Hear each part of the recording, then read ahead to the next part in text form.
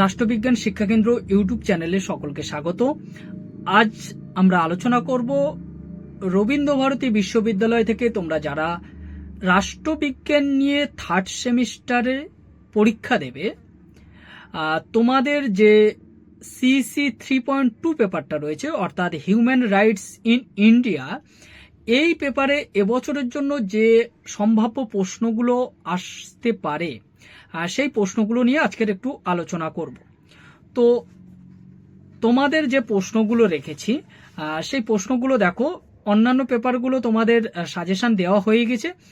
এই পেপারটা আমি তোমাদের ডাইরেক্ট প্রশ্ন বলছি, যে প্রশ্নগুলো তোমাদের আসতে পারে সেই প্রশ্নগুলো তোমরা দেখে নাও। আশা করছি এই পেপারে এই প্রশ্ন থেকে তোমাদের সমস্ত কিছু জানা আসবে।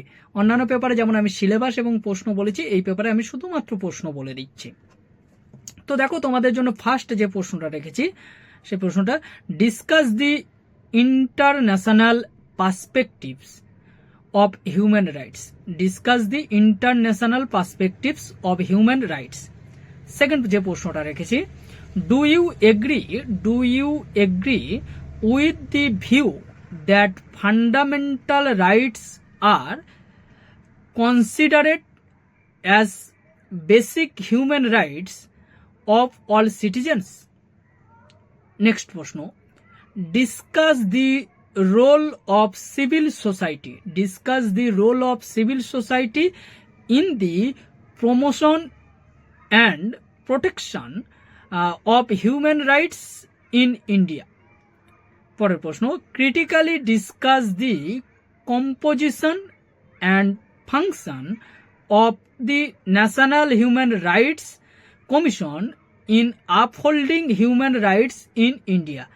এই যে চারটে প্রশ্ন বললাম, এই চারটে প্রশ্ন কিন্তু তোমাদের 2023-এর প্রশ্ন, অর্থাৎ এগুলো হচ্ছে প্রিভিয়াস ইয়ারের প্রশ্ন। এই প্রশ্নগুলো তোমরা অবশ্যই ভালো করে করবে, কারণ এখান থেকে কিছু প্রশ্ন আসার সম্ভাবনা রয়েছে। এবার দেখো, বাকি যে প্রশ্নগুলো রয়েছে তার মধ্যে রয়েছে ডিসকাস দি রুটস কিংবা অরিজিন বলতে পারে, রুটস বলতে পারে কিংবা অরিজিন বলতে পারে, roots and evolution of human rights. Next প্রশ্ন, briefly discuss three generation of human rights. Three generation of human rights. পরের প্রশ্ন, briefly enumerate the background which led to the birth of the Protection of Human Rights Act 1993.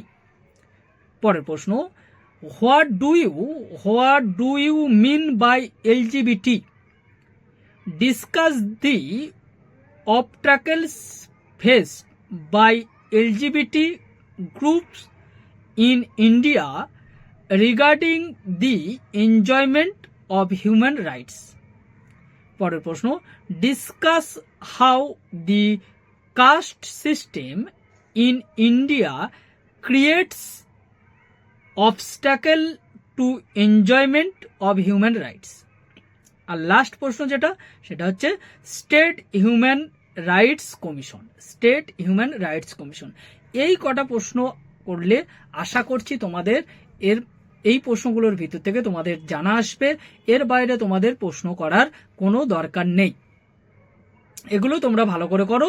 আর বড় প্রশ্নের জন্য তোমরা 5 নম্বরের প্রশ্নের জন্য তোমরা 2024-এ যে টপিক থেকে বড় প্রশ্ন এসছে, যে প্রশ্নগুলো পড়েছিল, সেই প্রশ্ন রিলেটেড প্রশ্নগুলো তোমরা 5-এর জন্য করো। আশা করছি তোমাদের জানা এসে যাবে। তো আজকের এই পর্যন্ত, দেখা হচ্ছে অন্য ভিডিওতে।